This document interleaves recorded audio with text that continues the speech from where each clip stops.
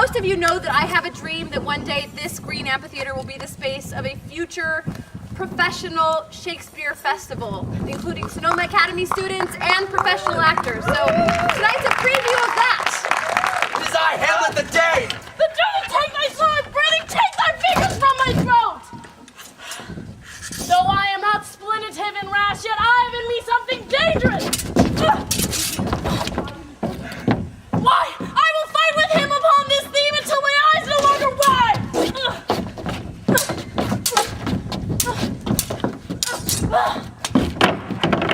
I swear I love to feel your 40,000 brothers could not with all quantity of their love make up my sum. What wilt thou do for her?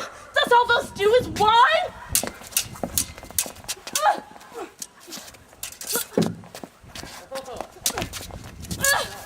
Cates of Cates Hall, my super dainty Cates. For all dainties are all Cates, and therefore take this of me. Cates of my consolation, hearing thy mildness praised in every town, thy virtue spoke of and thy beauty sounded. Yet not so deeply as to thee belongs myself, then moved to woo thee as my wife. Moved in good time. Let him that moved you hither remove you hence. I knew at first you were immovable. Why, what is movable? A joined stool. Thou hast hit it. Come, sit on me. Asses are made to bear, and so are you. Women are made to bear, and so are you. No such a jade as you, if me you mean. One drop of blood drawn from thy country's bosom should grieve thee more than streams of foreign gore. Return thee, therefore, with a flood of tears, and wash away thy country's stained spots. What beast wast then that made you break this enterprise to me?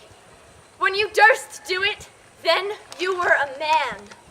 And to be more than what you were, you would be so much more the man. Nor time nor place did then adhere, and yet you would make both. They have made themselves, and yet their fitness now does unmake you. So all hail Macbeth and Banquo. Banquo and Macbeth, all hail! Stay, tell me more. Say from whence you owe this strange intelligence, and why upon this blasted heath you stop us with such prophetic reading.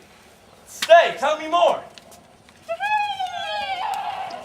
The earth hath bubbles as the water hath, and these are of them. Whither are they vanished? Into the air, and what seems so corporal melted, as breath into the wind.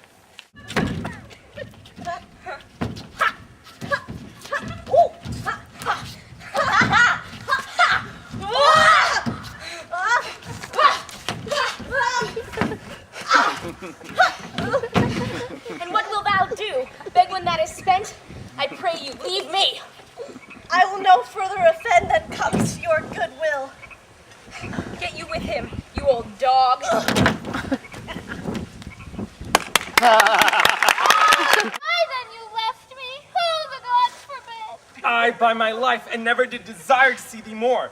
Therefore, be out of hope, of question, of doubt. 'Tis certain, 'tis nothing truer, 'tis no jest, that I do hate thee and love Helena. Oh, me! You juggler! You canker blossom! You thief of love! What? Have you come by night and stolen my love's heart from him? Fine, in faith, have you no modesty? No maiden shame, no touch of bashfulness? What? Will you tear impatient answers from my gentle tongue? 'Tis not your inky brows, your black silk hair, nor bugle eyeballs, nor your cheek of cream that can enchain my spirits to your worship. You foolish shepherd, wherefore do you follow her like foggy south puffing with wind and rain? You are 1,000 times a proper man than she a woman. 'Tis such fools as you that make the world full of ill-favored children. 'Tis not her glass, but you that flatters her. And out of you she sees herself more proper than any of her lineaments can show her. But, mistress, know yourself down on your knees and thank heaven, fasting for a good man's love. For I must tell you, friendly in your ear, sell when you can. You are not for all markets. I do defy thy conjurations and apprehend thee for a felon here. Wilt thou provoke me? Then have at thee, boy.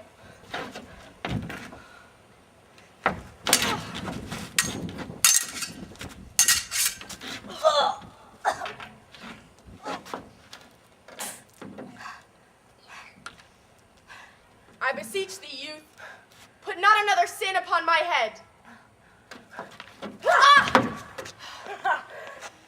A madman's mercy bade thee run away.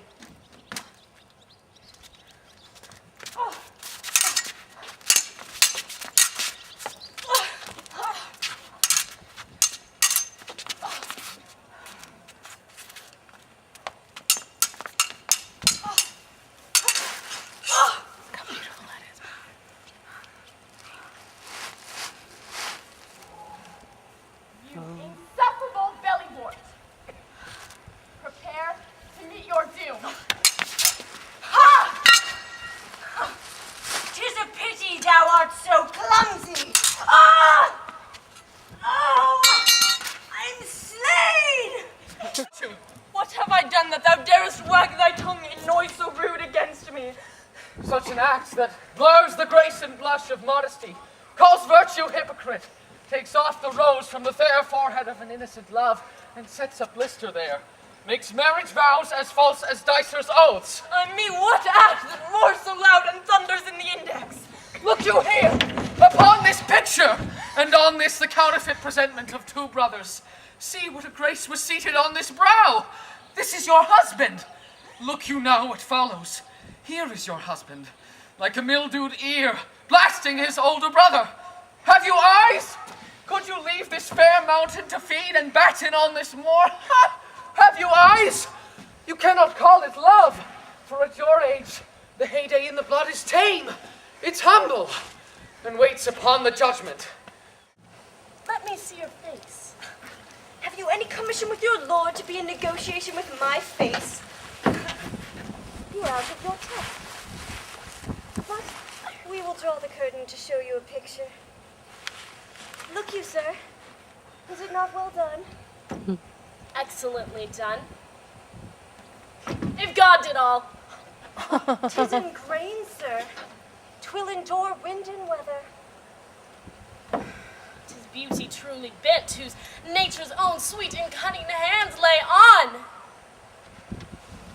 Lady, you are the cruelest she alive if you lead these graces to the grave and lead the world no copy. Oh, sir, I will not be so hard-hearted.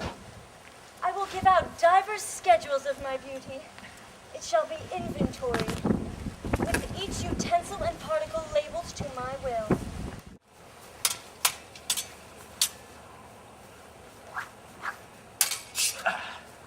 I'll budge for no man's pleasure, I. Romeo! The hate I bear thee can afford no better term than this. Thou art a villain. I do protest I never injured thee! I'm hurt. They made worms meat of me. A plague on both your houses. Alive in triumph, and Mercutio slain. A thyroid fear may be my conduct. Now, Tybalt, take thy villain back! Thou wretched boy, thou which did consort him here, shalt with him hence!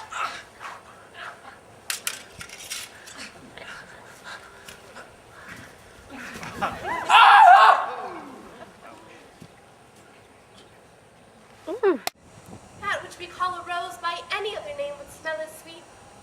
So Romeo would, were he not Romeo called, retain that dear perfection which he owes without that title.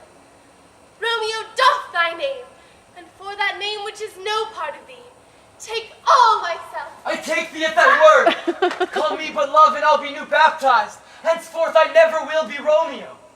What man art thou that thus bescreened at night so stumblest on my counsel?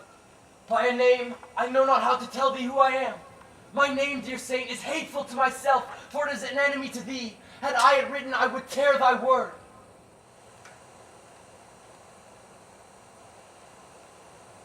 Good night, good night. Parting is such sweet sorrow, that I should say good night till it be morrow.